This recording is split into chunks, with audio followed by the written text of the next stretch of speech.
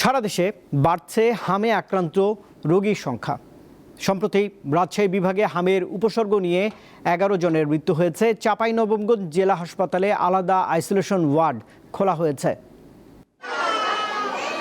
চলতি বছর রাজশাহী বিভাগের 8টি জেলায় হামের উপসর্গ নিয়ে 422 জন হাসপাতালে ভর্তি হয়। এর মধ্যে 137 জনের রোগ শনাক্ত হয়েছে, আর বর্তমানে 155 জন রোগী বিভিন্ন হাসপাতালে ভর্তি রয়েছে।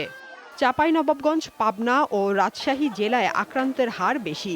এর মধ্যে চাঁপাইনবাবগঞ্জে 5 জন, নওগাঁয় 1 জন, পাবনায় 2 জন, রাজশাহীতে 2 জন ও সিরাজগঞ্জে 1 জনের মৃত্যু হয়েছে। অতিরিক্ত জ্বর আর বমির কারণে এখানে এসে ভর্তি হয়েছি। আজ 6 দিন হয়ে গেল আসা। কোনো জায়গা পাচ্ছি না, তাহলে কিভাবে চিকিৎসা দেব? চট্টগ্রামে 15 মাস ও তার কম বয়সী শিশুদের মধ্যে হাম দ্রুত ছড়িয়ে পড়ছে। চট্টগ্রাম মেডিকেল কলেজ হাসপাতালের শিশু ওয়ার্ডে ভর্তি রয়েছে 17 জন। আগের মতোই clean. Berger easy clean fresh, দেয়ালে দাগ থাকবে না, রাখবে সুরভিত। তাদের অধিকাংশের বাড়ি কক্সবাজার জেলায়। চাঁপাইনবাবগঞ্জ জেলা হাসপাতালে আলাদা আইসোলেশন ওয়ার্ড খোলা হয়েছে। এতে ভর্তি আছে 70 শিশু।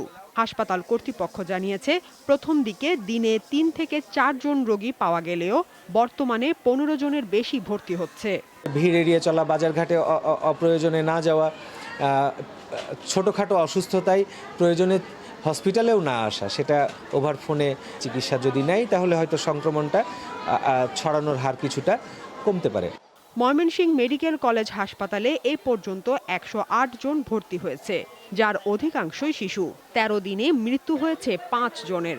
বর্তমানে হাসপাতালে চিকিৎসাধীন আছে 68 জন। সাদিয়া চৌধুরী, দীপ্ত, বার্তা কক্ষ।